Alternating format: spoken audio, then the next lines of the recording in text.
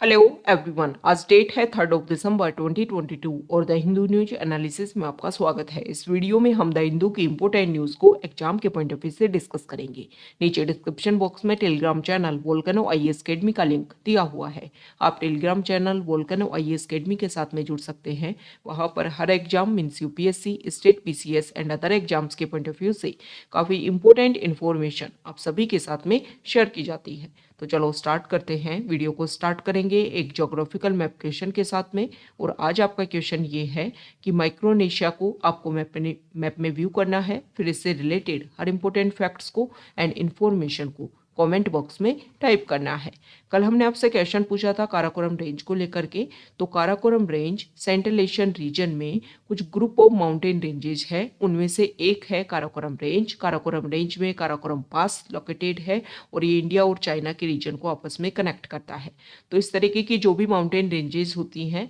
उनकी लोकेशन जो है वो आपके लिए इंपॉर्टेंट हो जाती है। बहुत बार इस तरीके के क्वेश्चन जो है वो डायरेक्टली लोकेशन बेस्ड क्वेश्चन जो है वो पूछ लिए जाते हैं। मैप में आपको इस तरीके से लोकेट करके दे दिया जाएगा और पूछ लिया जाएगा। इंडिया का मैप बना दिया, लोकेट कर दिया, यहाँ पर नॉर्थ ईस्ट में बहुत सारी जो हिल्स है उनको लोकेट करके दे दिया। पूछ लिया जाएगा कौन सी हिल का जो नेम है, कौन सी जो रेंज है उसका क्या नेम है। ओके, तो लोकेशन जो है वो आपको स्पेसिफिक पता होनी चाहिए। द हिंदू को डिस्कस करने से पहले हम मेंटोरशिप प्रोग्राम के बारे में डिस्कस करेंगे। जो स्टूडेंट्स 2023 में यूपीएससी प्रीलिम्स का एग्जाम दे रहे हैं उनके लिए प्रोग्राम जो है काफ़ी ज़्यादा बेनिफिशियल है। इस प्रोग्राम में आपका जो प्रीलिम्स का जो सिलेबस है वो कवर करवाया जाएगा। इसमें 10 to 15 स्टूडेंट्स के अलग अलग बैच बनाए जाते हैं और फिर उन स्टूडेंट्स को डेली बेसिस पर टारगेट दिया जाता है। टारगेट जो है वो आपके प्रीलिम्स के सिलेबस के अकॉर्डिंग होगा, मतलब आपका स्टैटिक पार्ट और करंट अफेयर पार्ट जो है वो दोनों यहाँ पर कवर करवाया जाएगा। करंट अफेयर में लास्ट 1.5 ईयर का करंट अफेयर कवर करवाया जाएगा। 3000 प्लस क्वेश्चंस की एनफ प्रैक्टिस करवाई जाएगी आपको। तो अगर आपको लगता है कि आपके लिए बेनिफिशियल रहेगा तो आप इसको ज्वाइन कर सकते हैं हमारी वेबसाइट पर मेंटरशिप प्रोग्राम के लिंक पर जाकर के। 599 पर मंथ इस प्रोग्राम के चार्जेज है। द हिंदू को अगर हम डिस्कस करें तो फर्स्ट इंपॉर्टेंट न्यूज़ है द हिंदू के फ्रंट पेज पर और न्यूज़ रिलेटेड है 1994 के एक केस को लेकर के। अब केरला हाई कोर्ट ने उसकी जो भी हियरिंग की उसमें जो भी, देखो सबसे पहले तो इस केस को समझो। 1994 में इसरो में साइंटिस्ट थे नंबी नारायण, जिनको लेकर के अभी मूवी भी बनी रॉकेटरी नाम से। ओके, द नंबी इफेक्ट, इस नाम से आपने सुना भी होगा या देखा भी होगा। तो यहाँ पर जो साइंटिस्ट हैं उनको पकड़ा गया। ऐसा बोला जाता है कि उनके खिलाफ में कुछ जालसाजी की गई थी। इसको लेकर के कुछ कमेटी भी बनी थी और कमेटी ने रिकमेंडेशन भी दी थी। कमेटी जो है वो जस्टिस डी के जैन, ए फॉर्मर जज ऑफ दिस कोर्ट। ओके, और उन्होंने रिकमेंडेशन दी थी कि इनके खिलाफ में कुछ जालसाजी हुई है। जो भी इनके खिलाफ में रजिस्टर एफआईआर रजिस्टर हुआ था उसमें कुछ भी सच्चाई नहीं देखने को मिली थी। तो जो भी यहाँ पर ऑफिशियल इसमें इन्वॉल्व थे उनको अब यहाँ पर जो है वो एक तरीके से उन्होंने पिटीशन फाइल की और उनकी जो बेल है वो ग्रांट कर दी गई है केरला हाईकोर्ट के द्वारा। तो उसी को लेकर के सुप्रीम कोर्ट ने यहाँ पर क्वेश्चन किया है। ओके, तो यहाँ पर ये कमेटी का जो नेम है वो आपको एक तो ध्यान होना चाहिए कि कौन सी कमेटी जो है वो किसके लिए बनी थी, क्योंकि अभी मूवी की वजह से ये जो प्रोसीजर जो है वो न्यूज़ में भी बना हुआ था। तो इसी को लेकर के सुप्रीम कोर्ट ने यहाँ पर लिया है कि जो भी यहाँ पर पर्सनल जो भी या ऑफिसर जो भी इन्वॉल्व थे उनकी जो बेल है वो क्यों यहाँ पर रिलीज की गई है या उसको क्यों सैंक्शन किया गया है। ओके, तो इसके बारे में यहाँ पर बताया गया है कि जो इसरो साइंटिस्ट के खिलाफ में जो फ्रेम अप हुआ था तो सुप्रीम कोर्ट क्वेसेस ऑफिशियल बेल, इसी को बारे में ये है। तो आपको एक बेसिक जो जानकारी है वो पता होना चाहिए कि क्या प्रोसीजर था और ये जो कमेटी का जो नेम है वो आपको ध्यान में होना चाहिए। नेक्स्ट यहाँ पर देखो फ्रंट पेज पर ज़्यादा इंपॉर्टेंट न्यूज़ नहीं है आज। यहाँ पर दूसरा जो है वो अभी क्या हुआ कि एक्स जजेस प्रेजेंट टाइम में हमारी सुप्रीम कोर्ट की और जुडिशरी की जो अपॉइंटमेंट का जो प्रोसीजर है वो काफ़ी ज़्यादा न्यूज़ में है। अभी हमारे लॉ मिनिस्टर जो हैं उन्होंने भी कुछ स्टेटमेंट दिया था कि चेंजेस होना चाहिए। और अभी हम जो हमारे वाइस प्रेसिडेंट हैं उन्होंने भी एक जगह यहाँ पर स्टेटमेंट दिया है, आज के न्यूज़पेपर में इसके बारे में है कि जो 99th कॉन्स्टिट्यूशनल अमेंडमेंट एक्ट में जो एनजीएससी प्रोसीजर लाया जा रहा था जिसमें चाह रहे थे कि एग्जीक्यूटिव का भी पार्ट हो, उसको लेकर के यहाँ पर कुछ स्टेटमेंट देखने को मिल रहे हैं। तो कुछ एक्स जजेज जो है उन्होंने भी कुछ इंपॉर्टेंट पॉइंट दिया है कोलिजियम सिस्टम को लेकर के। तो यहाँ पर सुप्रीम कोर्ट ने बोला है कि देखो कोई भी जो प्रोसीजर होता है, कोई भी जो पॉइंट होता है, उसको लेकर के हम कमेंटिंग हमेशा देखते हैं, चाहे हमारे एक्स जजेस हों या कोई और पर्सन हो। अगर कोई इम्पोर्टेंस है सोसाइटी में उनकी और वो इस तरीके का कोई प्रोसीजर कोई पॉइंट चल रहा है, तो उसको लेकर के वो इस तरीके के स्टेटमेंट देते रहते हैं कि जो प्रोसीजर है वो चेंज होना चाहिए या फिर उसमें जा जबकि अगर हम देखें तो कुछ टाइम पहले वो इसी प्रोसीजर के थ्रू जो है उनको अपॉइंट किया हो गया होगा। तो यहाँ पर देखो, ये जो एनजेसी का जो प्रोसीजर है और जो जुडिशरी की इंडिपेंडेंस की यहाँ पर बात की जा रही है, इंडिपेंडेंस ऑफ जुडिशरी हमारा बेसिक स्ट्रक्चर है कॉन्स्टिट्यूशन का, तो उसको मेंटेन करने के लिए ही 99th कॉन्स्टिट्यूशनल अमेंडमेंट एक्ट जो है उसको स्क्रैप किया गया था। तो एक बेसिक प्रोविजन है कि जुडिशरी के पास में जुडिशियल रिव्यू जो है एक मेजर टूल है जिसके थ्रू जो है वो हमारे कॉन्स्टिट्यूशन के जो भी बेसिक प्रोविजन है उनको मेंटेन करके रखता है। मतलब कॉन्स्टिट्यूशन वो पार्ट है जिसके ऊपर कोई भी बिल अगर लाया जाता है, जिसके बेसिस पर कोई भी बिल जो है वो प्रेजेंट अगर किया जा रहा है, तो जुडिशरी पहले उसको एक तरीके से कॉन्स्टिट्यूशन के हर प्रोविजन के अकॉर्डिंग जो है वो व्यू करती है, और अगर लगता है कि किसी प्रोविजन को ये डाइल्यूट कर रहा है और वो प्रोविजन बेसिक स्ट्रक्चर में आता है, तो उसको एक तरीके से स्क्रैप कर दिया जाता है। मतलब कॉन्स्टिट्यूशन जो है वो मोर पावरफुल है, एक बेसिक रूल बुक है जिसके बेसिस पर हमारी कंट्री के रूल्स एंड रेगुलेशन बनते हैं। नेक्स्ट इंपोर्टेंट आर्टिकल है एडिटोरियल पेज पर 2 आर्टिकल हम डिस्कस करेंगे। यहाँ पर इंडिया ने G20 की जो चेयरमैनशिप है वो ले ली है और नेक्स्ट 1 ईयर के लिए इंडिया के पास में रहेगी इसकी हेडशिप, और ये बोला गया है कि नेक्स्ट सितंबर 2023 में इसकी मीटिंग होगी, लेकिन उससे पहले लगभग 200 जो मीटिंग है वो इसकी ऑर्गेनाइज की जाएंगी अलग अलग जगह पर। ओके, इसमें यहाँ पर देखो नेक्स्ट जो पेजेस है, न्यूज़ जो पेजेस आते हैं उसमें भी इसके बारे में बताया गया है कि हमारी जो गवर्नमेंट है उन्होंने डिसीजन लिया है कि जो भी प्रोसीजर है, मतलब जो भी मोन्यूमेंट डिसाइड किए जाएंगे जहाँ पर भी ये मीटिंग होगी, वो हमारे यूनेस्को वर्ल्ड हेरिटेज साइट से रिलेटेड होंगे या इम्पोर्टेंट मोन्यूमेंट्स होंगे। तो इसको तरीके से जो भी लोग, जो भी अदर कंट्रीज़ के रिप्रेजेंटेटिव यहाँ पर आएंगे, तो उनको लेकर के जो टूरिज्म सेक्टर है, टूरिस्ट गाइड जो है उनको स्किल प्रोवाइड कराई जा रही है, अलग अलग लैंग्वेज में उनको स्किल जो है वो दी जा रही है। साथ ही साथ में जो कैब ड्राइवर है, वीमेन का भी वहाँ पर इंक्लूजन देखने को मिलेगा। तो इंडिया के पास में G20 की जब प्रेसिडेंसी रहेगी तो इंडिया के पास में एक मोर रिस्पॉन्सिबिलिटी इंडिया की रहेगी कि प्रेजेंट टाइम में जो इशू चल रहा है, तो यहाँ पर बताया गया है यूक्रेन वॉर के बारे में कि यूक्रेन वॉर की वजह से जो भी कंट्रीज़ हैं उनके व्यू अलग अलग हैं, उनका जो भी ओपिनियन है वो काफ़ी ज़्यादा डिफरेंट है। तो 2008 में सेम इसी तरीके से जब यूएस ने क्राइसिस देखने को मिल रहा था और यूएस ने अपना जो पॉइंट है वो किस तरीके से रिप्रेजेंट किया था, तो इसी के बारे में बोला गया है कि प्रेजेंट टाइम में इंडिया के पास में भी ये पॉइंट है और इंडिया को भी रशिया यूक्रेन वॉर को ध्यान में रखते हुए अपनी जो प्रेसिडेंसी है उसको भी मेंटेन करना है और जो इशू है उसको भी मेंटेन करना है। क्योंकि यहाँ पर जो मोटो है G20 लोगो जो है वो शो किया गया है वसुधैव कुटुंबकम,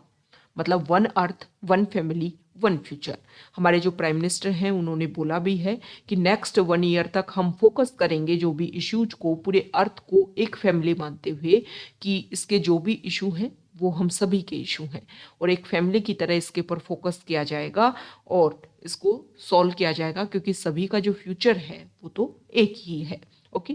तो यहाँ पर इंडिया की मेन रिस्पॉन्सिबिलिटी ये रहेगी कि रशिया यूक्रेन वॉर की वजह से जो डाइवर्जन देखने को मिलता है उन सभी कंट्रीज को एक साथ ला करके हर पॉइंट के बेसिस पर सेम व्यू सेम ओपिनियन जो है वो रिप्रेजेंट करे और बेसिक लेवल पर, ग्राउंड लेवल पर भी बहुत सारा काम हो सके। नेक्स्ट इंपोर्टेंट आर्टिकल है, राइटर जो है उन्होंने बोला है कि 2018 से हमारा जो इंडिया है वो look east and act east policy की जगह पर उन्होंने अपने आप को टर्न किया है और इंडो पैसिफिक पॉलिसी और स्ट्रेटजी जो है उसके ऊपर ज़्यादा फोकस किया जा रहा है। तो यहाँ पर जो राइटर है उन्होंने एक इम्पोर्टेंट पॉइंट बोला है कि ईस्टर्न पार्ट जो है वो इंडिया के लिए काफ़ी ज़्यादा बेनिफिशियल है। ओके, यहाँ पर बहुत सारे पॉइंट के बारे में उन्होंने रखा है, जैसे कि उन्होंने बोला कि मेडिकल हब के रूप में, या फिर वहाँ का जो बहुत सारी जो डाइवर्सिटी है वो हमारे लिए इम्पोर्टेंट है, वहाँ की जो नेचुरल वेजिटेशन है वो हमारे लिए इम्पोर्टेंट है, टूरिज्म सेक्टर के पॉइंट ऑफ व्यू से इम्पोर्टेंट है। तो राइटर ने यहाँ पर हमारे जो ईस्टर्न पार्ट में जो जो इशू हैं, जैसे कि प्रेजेंट टाइम में भी आपने आसाम और मेघालय में जो बॉर्डर इश्यूज है वो हमने देखा, साथ ही साथ में वहाँ पर कनेक्टिविटी जो इशू है उसके बारे में भी यहाँ पर बात की गई है कि जो चिकन नेक जो है उस रीजन से कनेक्टिविटी करने में, और जो बिल्कुल सदर्न पार्ट पर है नॉर्थ ईस्ट में जो स्टेट, वहाँ पर काफ़ी इशू होता है। तो अदर कंट्रीज़ के थ्रू जो है वो हमारी कनेक्टिविटी के ऊपर हमें ज़्यादा से ज़्यादा फोकस करना चाहिए, ताकि नॉर्थ ईस्ट वाला पार्ट जो है वो अपने सेपरेट अपने आप को फील ना करे। ओके, यहाँ पर बोला गया है कि हम जो है वो मेडिकल हब के रूप में जो नॉर्थ ईस्ट को डेवलप कर सकते हैं, स्पेसिफिक मणिपुर को, क्योंकि म्यांमार में जो है ये सारा प्रोसीजर चलता है और उसके टचिंग एरिया में ही हमारा नॉर्थ ईस्ट जो है वो लोकेटेड है। तो कनेक्टिंग के ऊपर हमें फोकस करना चाहिए। ओके, वहाँ का जो यूथ है उसके लिए जॉब क्रिएशन के ऊपर हमें फोकस करना चाहिए, ताकि ज़्यादा से ज़्यादा जो है वो हमारी कनेक्टिविटी जो है वो देखने को मिले, उनका मेन स्ट्रीम इंडिया में जो है वो काफ़ी ज़्यादा इन्वॉल्वमेंट जो है वो देखने को मिले। यहाँ पर जो राइटर है उनका ये बोलना है कि नॉर्थ ईस्ट हमारे लिए काफ़ी ज़्यादा इंपॉर्टेंट है, इंडिया के पर्सपेक्टिव से काफ़ी ज़्यादा इंपॉर्टेंट है। तो हमें वहाँ पर टाइम टू टाइम, जैसे कि वहाँ पर जो अप्सा जो रूल है उसको लेकर काफ़ी ज़्यादा प्रोटेस्ट देखने को मिलता है। तो हमारी इस तरीके की कोशिश होनी चाहिए कि जो भी इशू हैं उनको हम सॉल्व करें, और जो भी वहाँ पर कनेक्टिंग जो डॉट्स हैं, जो डॉट्स बने हुए हैं, हालांकि कुछ टाइम में काफ़ी ज़्यादा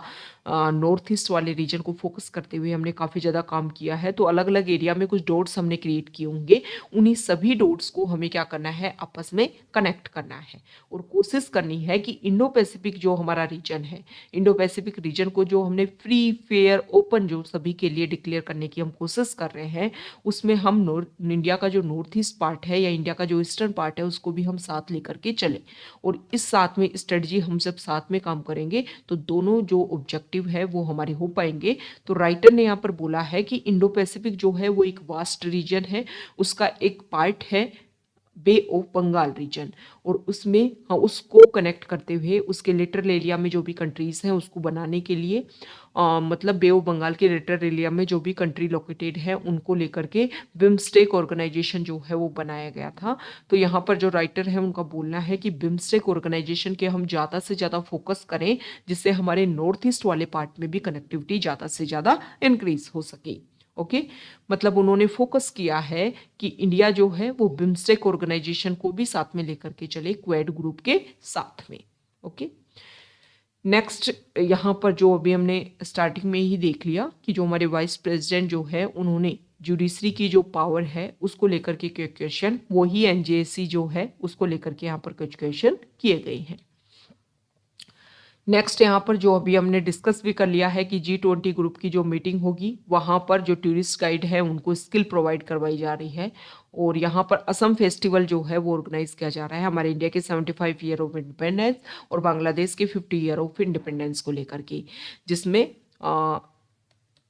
असम का रीजन है और बांग्लादेश का जो सिलहट रीजन है उन दोनों के बीच में एक तरीके से कुछ फेस्टिवल ऑर्गेनाइज होगा, मतलब पहली बार कल्चरल और लिंग्विस्टिक बेसिस पर जो है इस तरीके का फेस्टिवल सेलिब्रेट होगा, और दोनों ही कंट्रीज़ की जो इंपॉर्टेंस है, मतलब इंडिया का नॉर्थ ईस्ट आसाम वाला रीजन और बांग्लादेश का जो रीजन है उसकी काफ़ी ज़्यादा इंपॉर्टेंस है इंडिया के लिए, स्पेसिफिक नॉर्थ ईस्ट के लिए, तो ये फेस्टिवल जो है वो काफ़ी ज़्यादा इम्पोर्टेंट है।